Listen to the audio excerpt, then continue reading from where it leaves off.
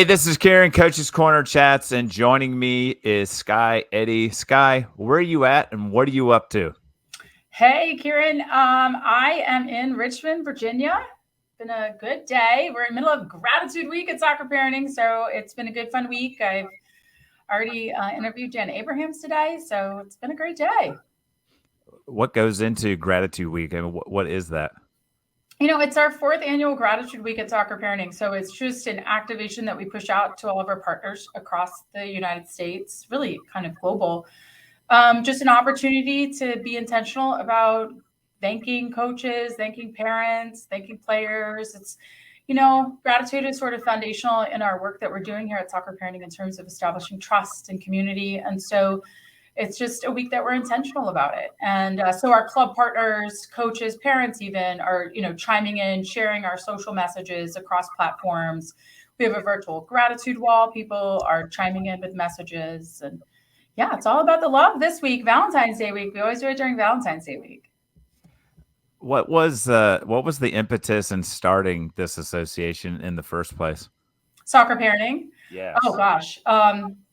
So the origin story of soccer parenting is my kids coming up in the game and just being really clear that collaborative relationships would be in the best interest of player development. And so collaborative relationships with appropriate boundaries between coaches, between parents, absolutely are foundational to our work. And I was really frustrated with my daughter's experience specifically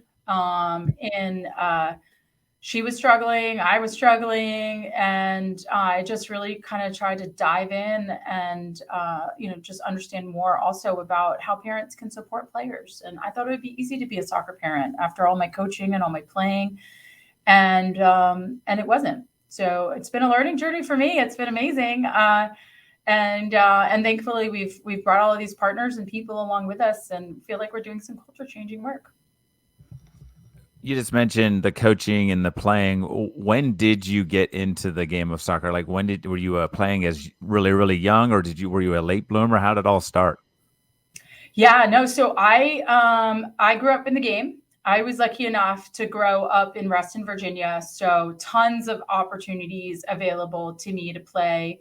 I was born in 1971, so I'm a Title IX baby, and soccer was always my number one sport.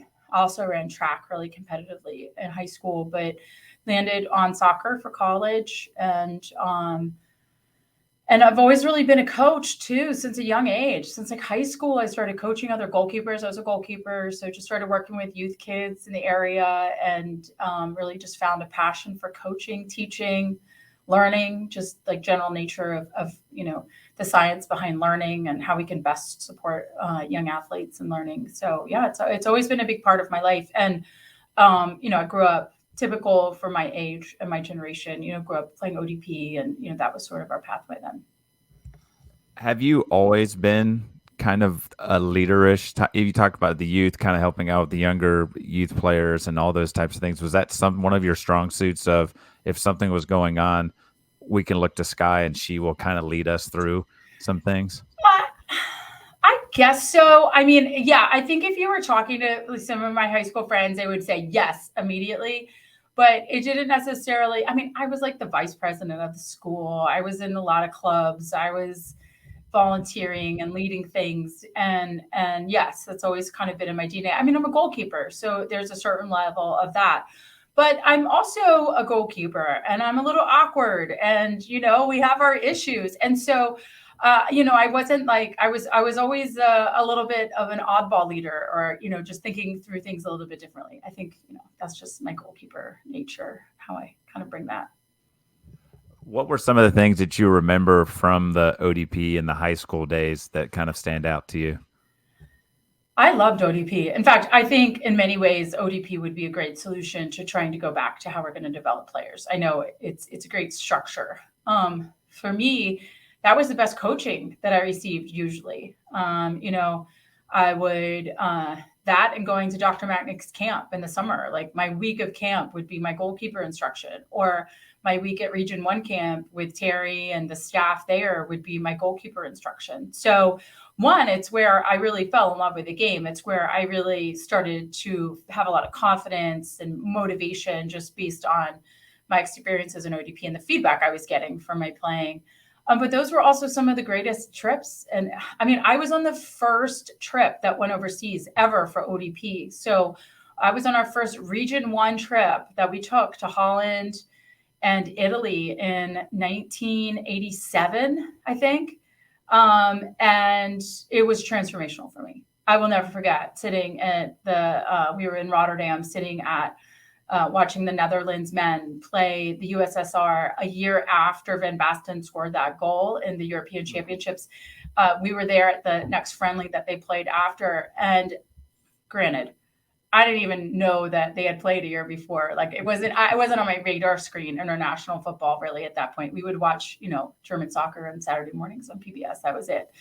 But I sat there in the stands next to Peter van der Doyle, who was our tour guide, who I just remember his name and kept in touch for many years. And everything just clicked for me.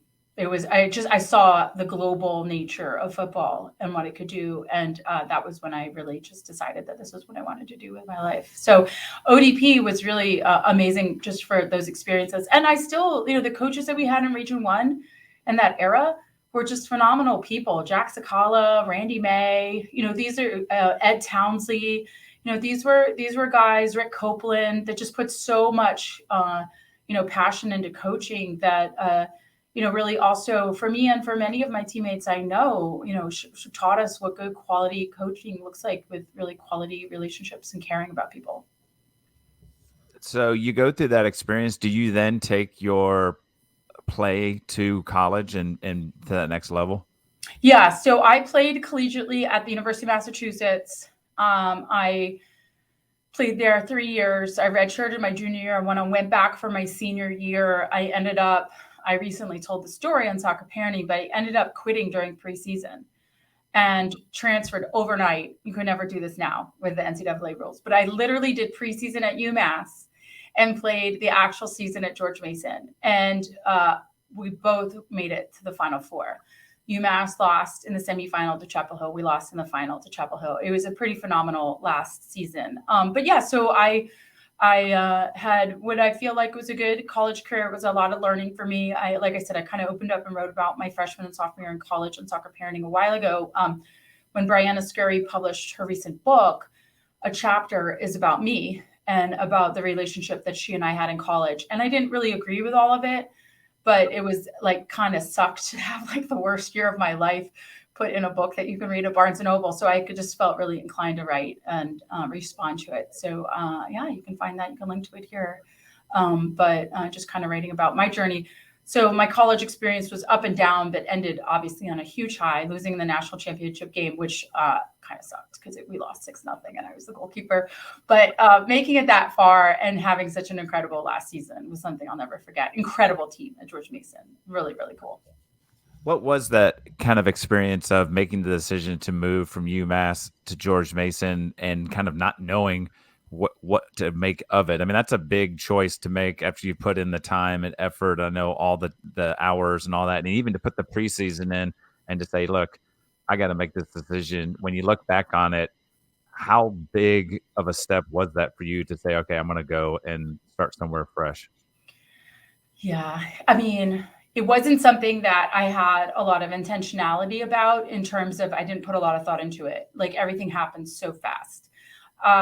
It was really about me taking my power back in a relationship with my coach that wasn't as positive as it could have been. There was a lot of just like emotional manipulation and I was really struggling. And so when I quit the team, it was really just telling the coach to just, F you and leaving the team. And that was hard. I mean, it happened in an emotional moment, but I obviously love my teammates and cared so much about the team and the team doing well. So it wasn't easy, but it got to the point where it was just essential that I do that for myself. And so it was a pretty selfish decision, but it ended up playing out great. And, to Bry's credit, she kind of highlights that in the chapter and that, it all worked out in the end for everyone. They had a great career. She finally, she and I split time, and it was a struggle. It was a stress for us all the time. So she had a great season, played every minute of every game, which she deserved to do. And I got to play every minute of every game, which I felt like I deserved to do. And we both really thrived.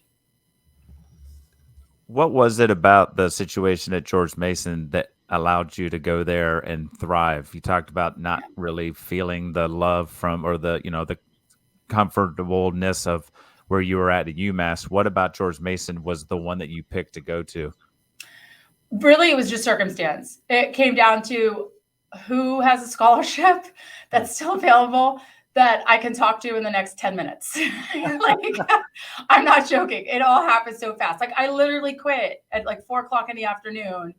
I met with Coach Rudy at 10 o'clock the next morning, got a signed release from him, and then signed the paperwork to transfer an hour later, and then packed up my car, drove home, and started preseason again at George Mason the next day. Like, I mean, it was just truly so fast that there wasn't a lot of thought.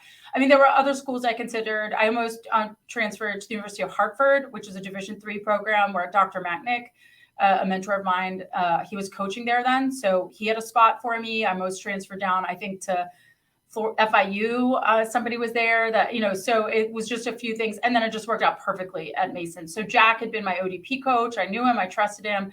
A lot of my teammates at Mason, a handful of my teammates at Mason, I knew just from growing up in Northern Virginia. Julie Helmuth was the sister of Holly Helmuth, who was my roommate in college at UMass, became a teammate of mine at Mason. So there were a lot of connections. And Paul Ellis was the assistant coach there. Just these are just, exceptional coaches and human beings. And the team just really gelled. It was just one of those things that we all dream of being on a team where, like, the self-belief, the concept of the togetherness, the sense of community, it was just so powerful. And, how does that happen? It was just magic. So What is it when you just talked like magic? You talked about the quality of the George Mason. You talked really, really highly of the ODP experience with the coaches. Mm-hmm. What separates those coaches from like being you're good to being like quality, I guess is the word that you were using? Mm-hmm.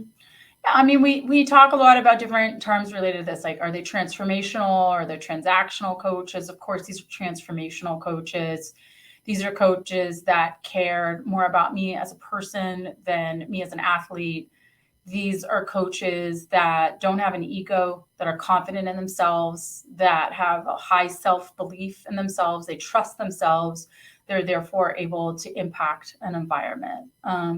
I think that also just the sense of quality of a training environment, quality of interactions, quality of the experience that, you want the athletes in front of you to have. I mean, whether that was ODP or whether that was, my experiences at Mason, that was, really steadfast. And I will say also in both those organizations, I haven't really thought about this before, but as I'm thinking now, they also had really good leadership above them. Like I look at ODP and I can't help but thinking about like Charlotte Moran and Mrs. D and Sharon Gregg, like these incredible volunteers that were administrating this program that were like made such a big difference, that leadership did. And then also at Mason, like the athletic director when I was at Mason was so wonderful. She was like part of the team and cared about us. And I remember when I transferred and the conversation that I had with her before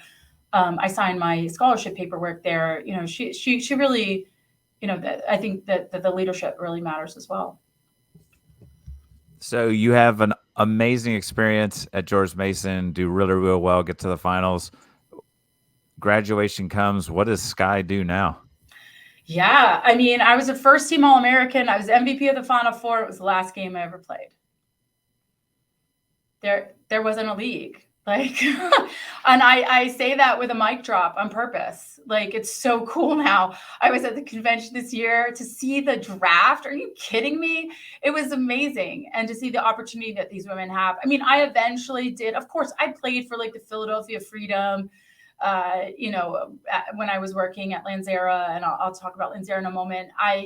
I eventually sold everything and moved overseas and did play in Europe for Tavagnaco Femminile and Udine in Italy, and was a life altering experience there. But I never could get the visa that I needed in Italy. I was only there for 3 months, almost 4 months. So I never really felt like I experienced like being a professional athlete. And yeah, I mean, that's just, to be fair, the MLS wasn't even around when I graduated college. The MLS came the year after.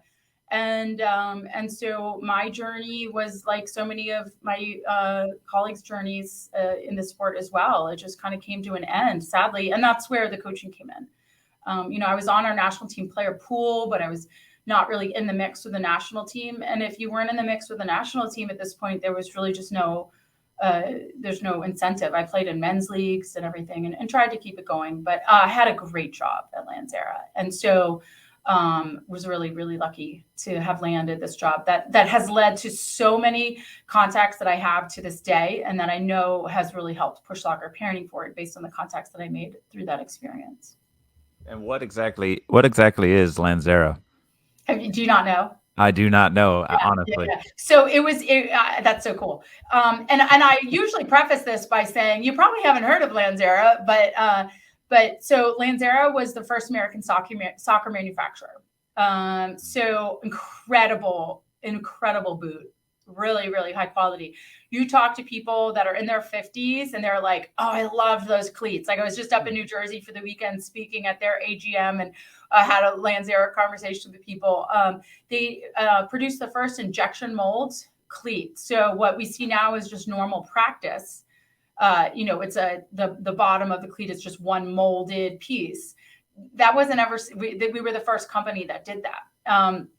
And it was owned by 4 Americans, the Malone brothers from New Jersey.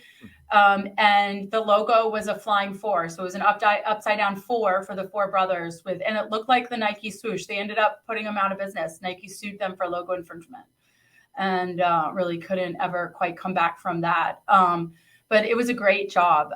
So our teams I was in charge. I was working in promotions and marketing, so had the college programs. So Bruce Arena, UVA, Princeton, where Bob Bradley was coaching at the time. Those were all Lanzera teams. We had 50 to 70 teams across the country that, were wearing our brand. And that was what I was responsible for, sort of supporting the marketing team there. You mentioned selling everything to go to Italy. What a huge leap, especially not knowing how long you were going to be there.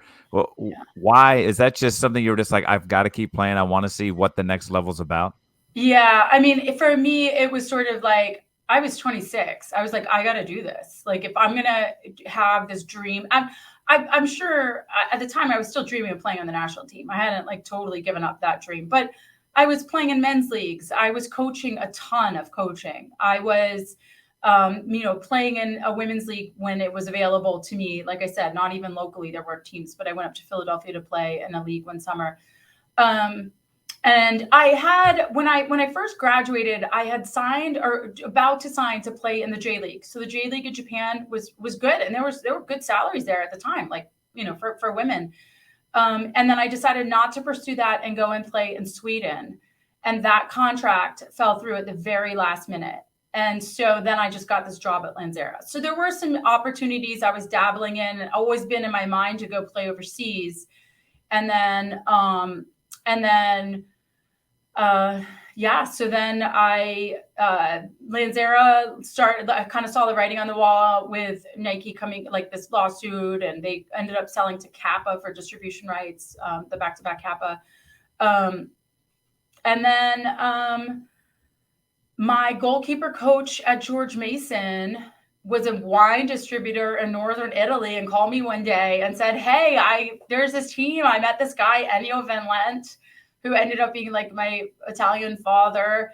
And he was managing this team in Tavagnaco, and they invited me to come play. And so I just jumped at the opportunity. The timing was perfect. I was coaching full time at that point, but just running my own goalkeeper business in Northern Virginia, working with new personal training and small camps and such, and was still directing camps at that point for Tony and Soccer Plus. And so it was just a perfect opportunity. And yeah, so I sold a bunch. I put some stuff in storage, sold my car, and just hopped on a plane, not knowing if ciao meant hello or goodbye. I didn't speak any Italian.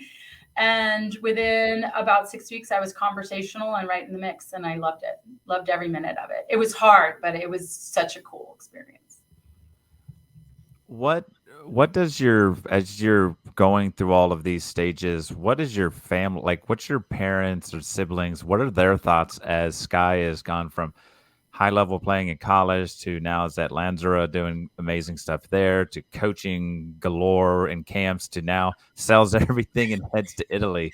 They were, my parents were so supportive of it to a certain extent. Like my parents have never really supported me financially. Like, so I ended up like begging for money in Italy when I didn't get paid, or like literally stealing toilet paper out of a hotel.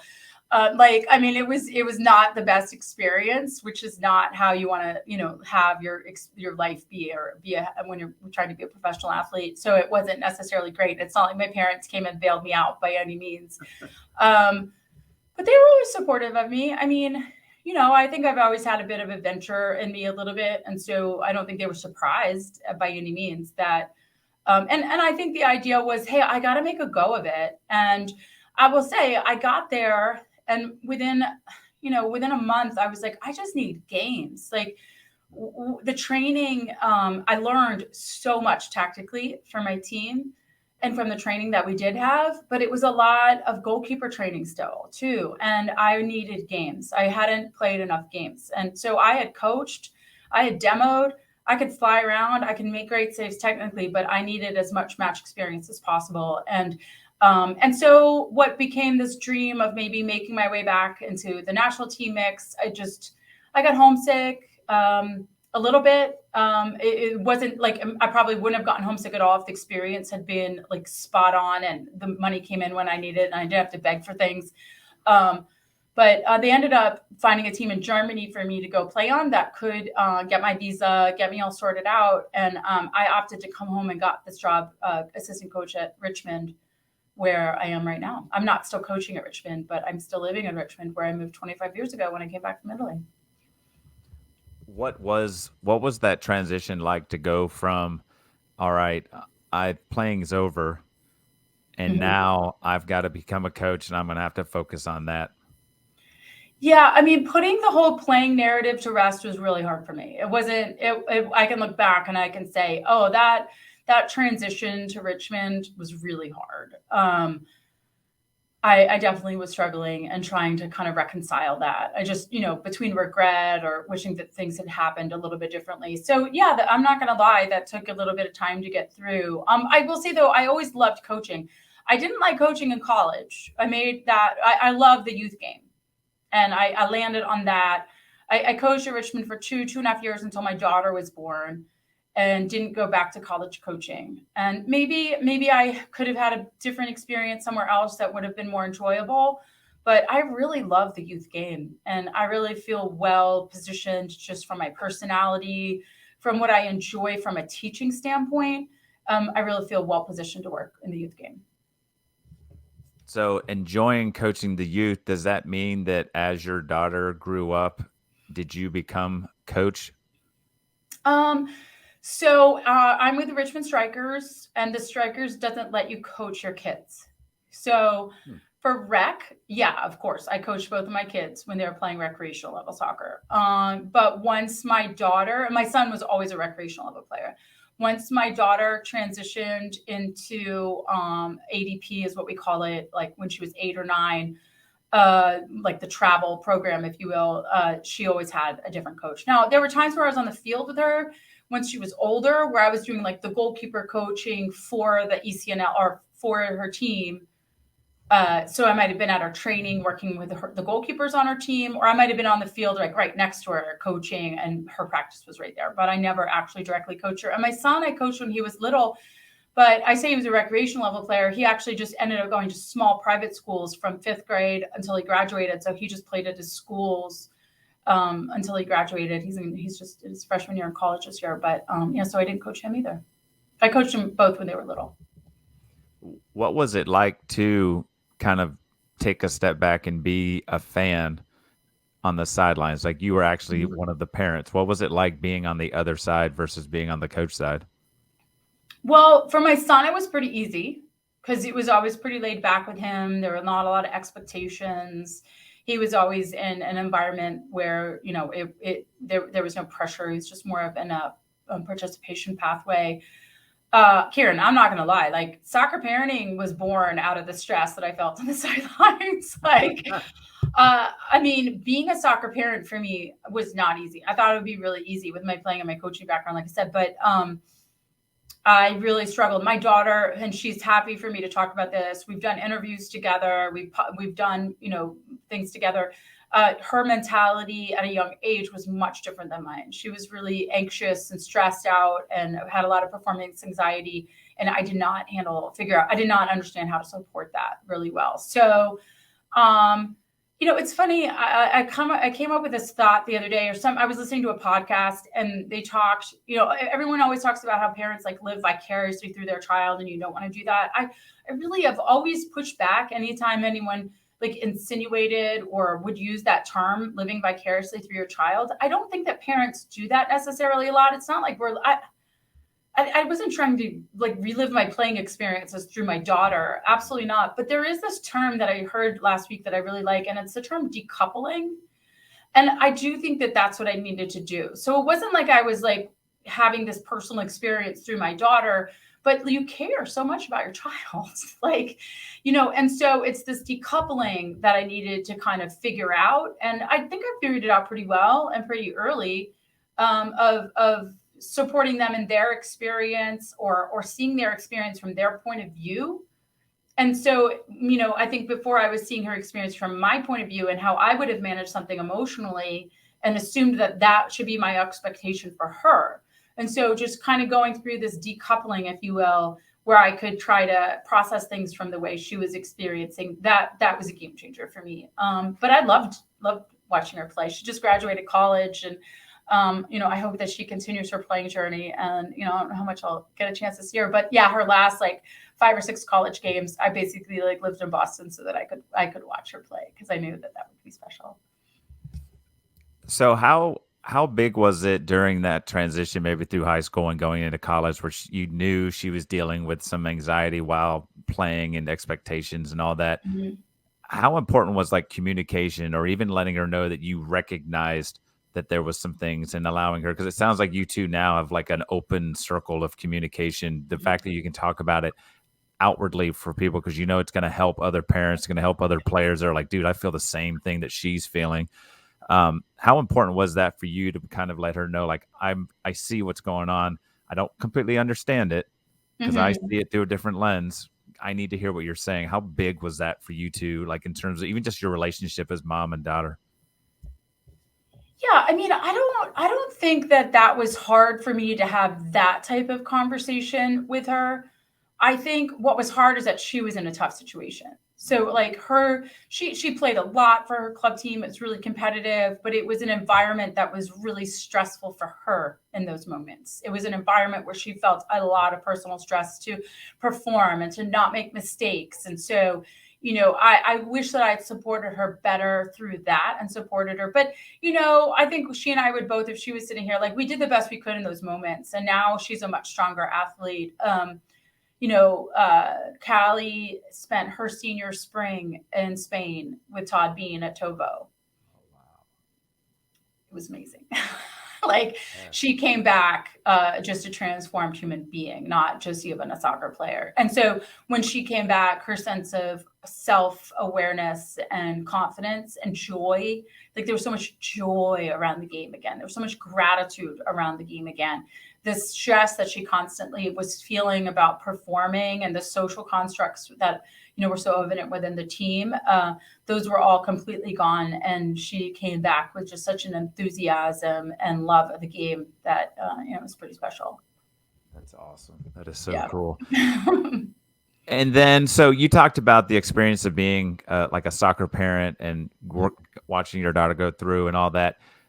And then now here comes Soccer Parenting Association. Is that like, does that kind of the next step for you? And I mean, I found it soccer parenting when Callie was like 10. Like soccer parenting's been a 10-year process now. I mean, she's 22, so maybe like when she was 11. Like it's been in the works. I just started writing blog articles, and it started just as a passion project. I'm going to just explore what I'm feeling and going through writing and what I'm observing in the youth game. And then it turned into an education platform, and then it turned into what it is now in terms of, this robust education platform for parents and coaches, where we have over 200 club partners and state associations and leagues, and just so many cool things happening right now in terms of growth and opportunity and potential to effectuate some cultural change. So it's definitely just sort of been a passion project that slowly stepped into this great opportunity. I mean, we have 6 part-time people. We're just hiring our 7th. That are working at soccer parenting across the United States. And we're growing literally every day. The one thing you talked about earlier was not only like the quality coaches, but the leadership at the top was awesome. Yeah. So that's something it looks like, just even when I go on your website and I see the quality of like a Dan Abrams and a Erica Suter and some of these other ones that have jumped on board. How important has it been as you've grown to get the right people? Even talking about the part-time one, like you can't just pick anybody. How important has that been for people to like buy into what you're trying to do and to also take what you're putting in place and keep sharing it? Yeah, I was just talking to somebody the other day. I don't remember who it was. It's like maybe a friend from high school or something, like somebody that I've known for a long time. And I was just talking about how much I've learned from growing this business, learned about hiring people, hiring the right people, how to manage people, how to lead, how to inspire, how to, like look at the bigger picture about mission and vision and interlay that into the work that we're doing, and how to live and operate in this business space and in this culture very authentically and with the values that we're pushing out publicly.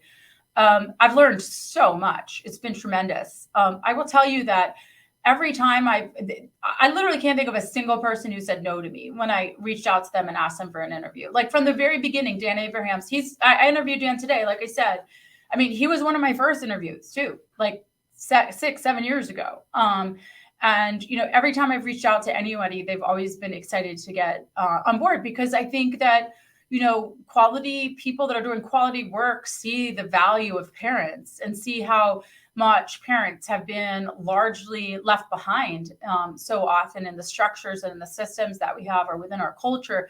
And, at Soccer Parenting, we believe that parents will be difference makers when it comes to improving the game. And that when parents seek information about how to best support their child, that great things will happen. And, this is what we're witnessing and seeing every single day. So, I mean, I am so lucky and grateful for my network of people. I mean, I could not be more happy to have, the ability to reach out to somebody like Dan or, some of the other leaders, Stuart Armstrong, or, other leaders that I'm able to just pick up the phone and chat with, and that we're able to try to, come up with some plan for an opportunity to make things better for people. So yeah, I mean, it's incredible. I'm so grateful. This is Gratitude Week. I'm so grateful. That's perfect. The other thing, you talked about catching your daughter's last 5 or 6 games in Boston. How do you go about finding balance? I mean, you have clearly, like even talking with you today, you've had a lot of stuff going on. I'm sure it's every day, every week. Like we've got an entire week spent trying to connect with people and share gratitude and thanks and grow that thing and keep interviewing people, et cetera, et cetera. How does Skye keep this balance so she can also be like Mama Skye and, Yeah, I also own a big residential real estate company in addition to all of that. So yeah. Oh my goodness. Yeah. So my life is kind of crazy. But I have incredible, like I was at lunch with a friend today and just talking about how grateful I am for the people that are my real estate office manager is phenomenal. And my soccer office manager is incredible person. Like they're incredible people I've surrounded myself with to get a lot done, who also feel, I think, inspired by the work and the mission that we're doing. Balance has been okay. Like I try to really kind of be in the moment with where I am. When I'm with my kids, with my kids. When I'm on a real estate appointment, I'm on a real estate appointment. When I'm trying to find some time for myself, I find, the presence of being alone with myself. Like this is a challenge that we have. It's a big challenge in coaching because coaching is hard. Coaching is lonely. There's a lot of reflection that's required, and it's not always easy to do that or to make the space for that. So, I think for all of us, if we're going to have successful careers, whatever path we choose, is that we really need to we really must be intentional about being present and being in the moment and being our best, putting our best self forward in those moments. And, that's what I try to do all the time. You mentioned having vision and ideas of where put things in place. Mm-hmm. What are some of the things that if you look forward and the impact that you want soccer parenting to make? Like, is there a certain goal you have, or are you just continuously just trying to build that next level to it? And what becomes of it, like more clubs, maybe, getting higher level clubs, et cetera? Or is there kind of a grand, like, yes, this is where I'd like to get to? Mm. Well, so much has changed for the better since these last 8 years. So when I founded Soccer Parenting, I remember talking at the convention in California. Everyone thought I was crazy. Like, they were like, "You're doing a what? Like, let me buy you a drink. If you're going to take on and deal with the parents, like, go for it." And I'm really not hearing that as much anymore. So we've seen this beautiful shift in understanding and awareness. I think as leaders, we've gotten better. As coaches, we've become better human beings. I think we're starting to talk about things like emotional intelligence and those essential skills for coaching. So we're showing up better.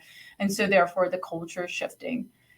What I would say would be the future for soccer parenting. I mean, our mission is to make youth soccer better. I want to continue to help coaches understand the power of collaborative relationships.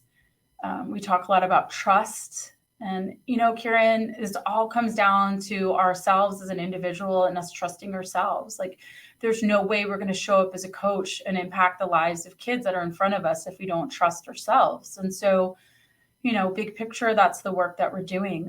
When I was speaking in Denver recently, last weekend in New Jersey, I'm giving a keynote, and, the focus of the keynote is, one of the kind of the underlying messages is go with an open heart.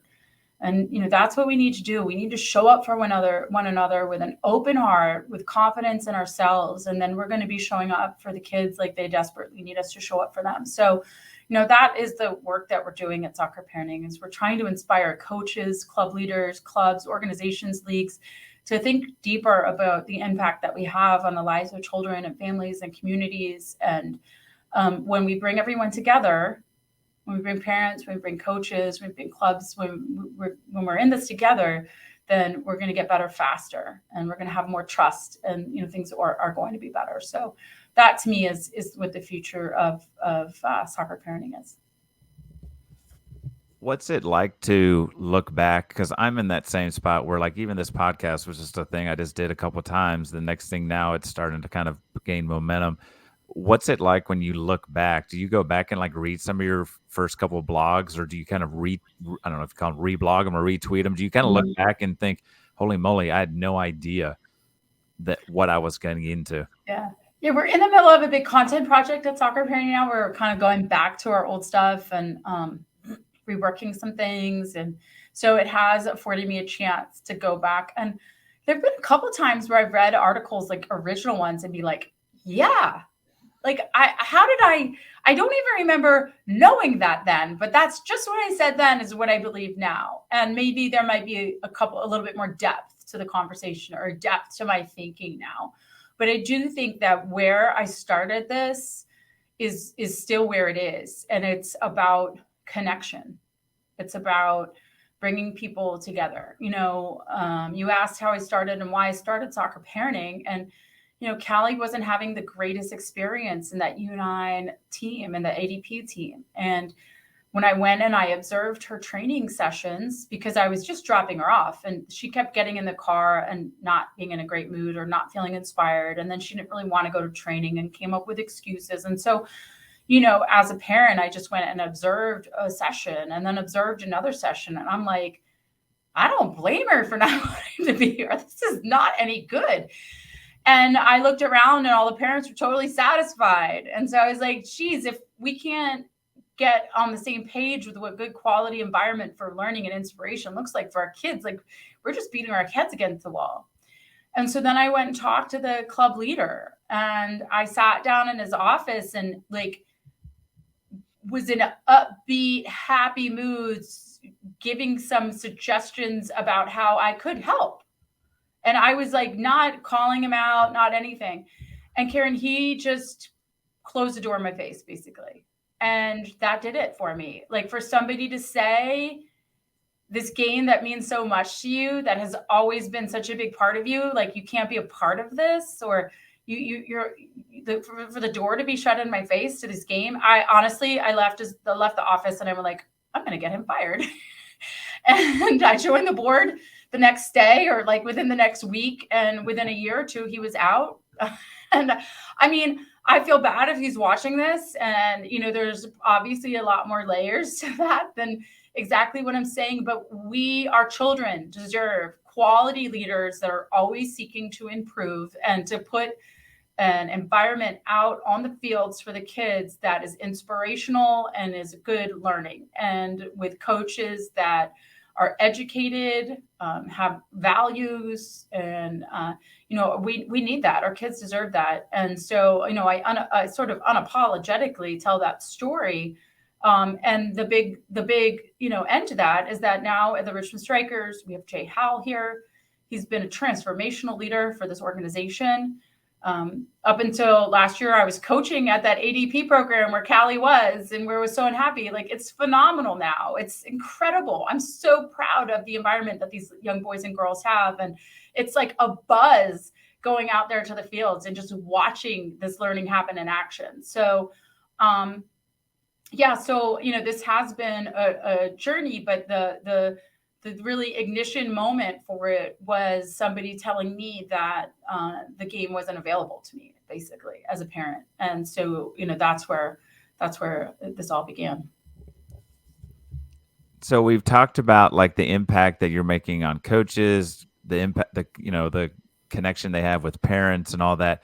How has this changed you? Like, how has this experience of going from the experience with Callie when she was younger to being a soccer parent, to realizing that there was a disconnect between not just between distance from one sideline to the other, but there was literally like no cohesion between them. Yeah. How has that impacted you? The fact that you've got people that are coming on board, this thing has grown like it is, the impact that you're making. When you look back, I mean, look at you now. How do you think that has helped shape and mold kind of where you're at? Yeah, I'm so in such a good spot right now. Like, soccer parenting, because of my real estate company, I've been able to just grow this slowly. This has been self-funded by me. I haven't really taken a salary. Like, we've just slowly grown soccer parenting. I've paid other people, but up until recently, this hasn't been something that I would say this could be like a full-time job, if you will. But I definitely see that that's building to that shortly, if not kind of almost already there. So that to me is something I'm really proud of, just to have grown another business and to be supporting these people in their jobs and such. I guess I don't spend that much time as a goalkeeper, like I reflect, but you always have to be looking forward. It's kind of like, what's next? Like, we can't spend that much time looking back because there's just so much ahead, and there's still so much work to do. So much really exciting work to do, whether that be here in the States, and as our messages grow globally and we start to have an impact, in other countries, and that's starting to happen. So we're there's Callie. I thought I had silenced my phone. I'm not going to answer it, but I'll tell her later that she interrupted the podcast. So. Like, you're talking about me right now. My ears are ringing. I'm going to call you. Oh no, I'm sorry. I really feel bad. I thought I had silenced my phone. So anyway, I'll try to do that now. I'm surprised that it didn't ring. To be honest, okay, everyone, do not disturb is on. She must have called twice. So hopefully she's not in the middle of an emergency. So she must have called twice to come through. Yeah, she just said, oops, sorry. I have my kids set up, so if they call 2 times in a row, it breaks through the do not disturb. So. Oh, right on. Right on. One last thing I'll ask about is, so parenting has been kind of like your passion and you've got into. Is there other parts of soccer, like if you think about it, and when it comes to coaching, and is Yeah. there other things that you maybe, we go soccer parenting, but now we start to also branch into maybe some other things that kind of catch your attention. You're like, man, I think we could do better, in situations with coaches, with Oh, yeah. everyone that's involved. What other things maybe are out there that maybe you haven't got to, but maybe there's some other people that might hear it and go, you know what, that's an awesome idea. We could maybe, partner up or do something similar to what you've done here with just like the parenting side. Yeah, I mean, so something that I mean, keep in mind, I've always been a coach. So I come to this with soccer parenting from this coaching perspective as well. And I've been so grateful to have just some of the most incredible mentors ever in coaching, just quality human beings with Dr. Matnick and Tony DeChico, who I worked for, as I mentioned, for a long time. And so something I've become just so curious about, or I've always been interested in, but I find myself literally like picking up the phone and talking to Stuart Armstrong, or picking up the phone and talking to Marco Sullivan at AIK in Sweden about practice design and learning theories. And, like it's, to me, there's such a big opportunity ahead for us to improve as coaches when it comes to that. And soccer parenting was started because we weren't adequately supporting parents. The other key group that we are not adequately supporting is recreational level coaches. And this is the majority of kids in America are working with volunteer parent coaches that are not supported, are not required to get education, and who really don't know where to start. And I know there's a lot of companies that are trying to do this and trying to do that. And we have Moja and we have some others, but I think there is such a massive opportunity for us to get on board and get aligned around the role of a recreational level coach, guidelines, expectations, requirements for them when it comes to what they need to be putting forward in terms of their interactions with players, and what's really important when it comes to winning versus development and what that even means. Like, there's such an opportunity to educate and support recreational level coaches and to really come up with a solution that's a tangible solution that can be implemented easily across our rec space. I think there's just huge opportunity there. Really exciting one, because think of how the impact that's going to have. That's an awesome idea and an arena to look into, and that's a perfect spot to shut this chat down. This is Karen with Coach's Corner Chats with Skye Eddy, and I'm out. Peace.